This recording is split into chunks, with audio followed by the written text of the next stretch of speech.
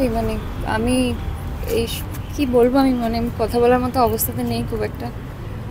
আসলে আমি লাস্ট 1 বছর ধরে সব রকম চেষ্টা করলাম, মানে যা যাই শহরে থেকে পসিবল, যে যেখানে যা ডক্টর, যে হসপিটাল, যা যা বলেছে, আই হ্যাভ ডান এভরিথিং।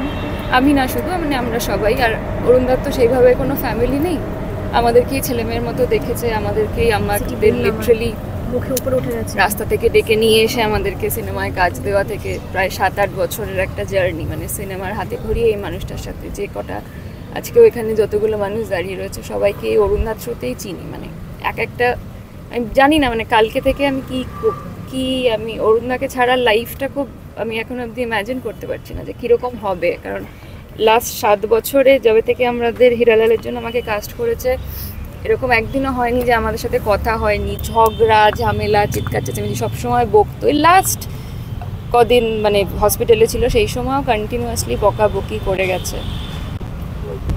আর কি বলবো, মানে ঈশ্বর যদি না চায় তাকে ডাকতে আমার তো হাতে আর কিছু ছিল না। খারাপ লাগা, অসম্ভব খারাপ লাগা।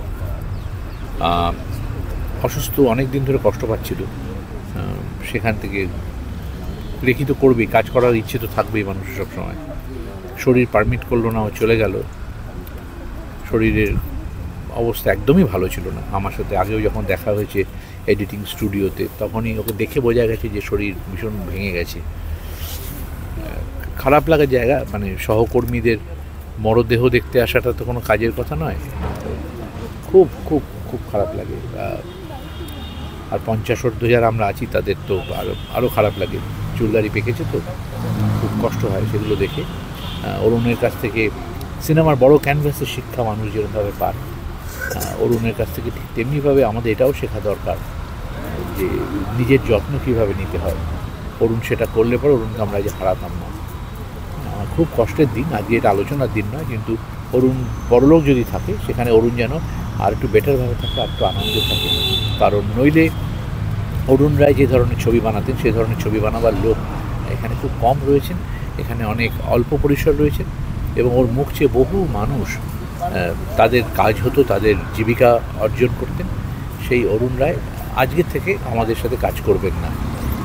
এটার থেকে দুঃখের এবং মৃত্যুর এরকম ইন্টারপ্রিটেশন সত্যি মর্মান্তিক। রাগ, দুঃখ, অভিমান সব জমে যায় এরকম দিনে। ওরকম একটা মেধাবী, গুণী ছেলে, ইতিহাস প্রিয় একজন মানুষ চলে গেল। ভালো থাকুক। এটা অরুণের যাওয়ার সময় ছিল না, কিন্তু অরুণের একটা অনিয়ন্ত্রিত জীবনযাপন ছিল, যে কারণেই এই সময়ে অরুণকে চলে যেতে হলো। এবং অরুণ একজন এমন ফিল্ম মেকার যে ও যেসব বিষয়বস্তু নিয়ে ছবি করেছে সেগুলো প্রত্যেকটা কিন্তু ভীষণ জরুরি বিষয়বস্তু ছিল।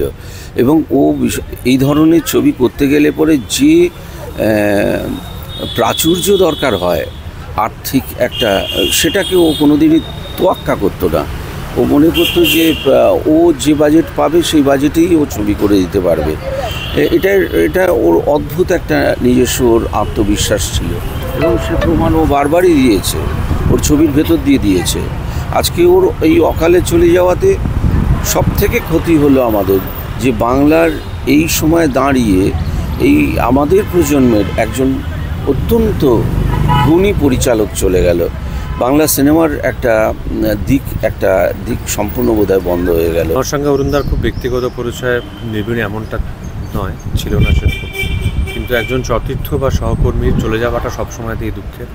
এবং সেটা যদি যে বয়সে মানুষ চলে যায়, যে বয়সে মানুষের চলে যাওয়াটা মোটামুটি প্রত্যাশিত, যে বয়সের পরে, তার আগে যদি সেটা হয় সেটা আরোই অত্যন্ত দুর্ভাগ্যজনক।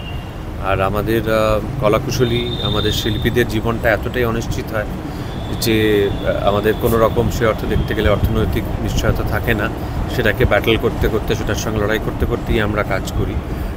তো সেরকমই সেই অনিশ্চয়তার কথাটাই আরও একবার বড় করে বোধহয় অরুণদা চলে যাওয়াটা প্রমাণ করে দিয়ে গেল, যে যখন উনি ভাবছিলেন যে উনি ওনার যে ব্যাধি হয়েছিল, যে রোগ হয়েছিল, ক্যান্সারে আক্রান্ত হয়েছিলেন উনি, আমরা সকলে খবর পেয়েছিলাম বছর খানেক দেড়েক আগে। আমি এটুকু জানতাম যে উনি বেশ আত্মবিশ্বাসী ছিলেন যে উনি এই ব্যাধিকে জয় করতে পারবেন এবং করে আবার কাজে ফিরবেন। কিন্তু এখানেও সেই আবার শিল্পী বা কলাকুশলীদের জীবনের চিরাচরিত অনিশ্চয়তাটা আবার কাজ করে গেল, যে সেই সময়তেই তাকে ছিনিয়ে নিল এই ব্যাধি। অত্যন্ত দুর্ভাগ্যজনক এবং অসম্ভব অকালে চলে যাওয়া, খুব বড় ক্ষতি। আমার খুব অত্যন্ত খারাপ লাগছে বছরের শুরুতে এরকম একটা ঘটনা দিয়ে বছরটা শুরু হলো, সেটা কাঙ্ক্ষিত ছিল না, কিন্তু কিছু তো করার নেই, ভবিতব্য।